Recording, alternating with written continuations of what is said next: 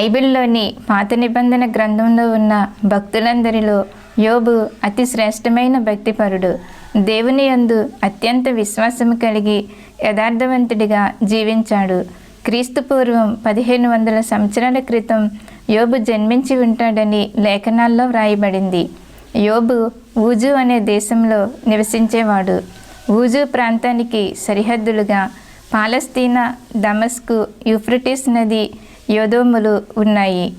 తూర్పు దిక్కు ప్రజలందరిలో యోబు మిక్కిలి ధనవంతుడు. ఇతనికి 7 కుమారులు, 3 కుమార్తెలు సంతానం. యోబు కుటుంబం అంతా ఎంతో ఐకమత్యంగా, అన్యోన్యంగా కలిసి ఉండేవారు. ప్రతినిత్యం కుటుంబం మొత్తం ఐక్యంగా దైవారాధన చేస్తూ కలిసి విందు ఆరగిస్తూ ఆనందంగా జీవించేవారు. యోబు తన పిల్లలు హృదయంలో ఏమైనా చెడు తలంపులు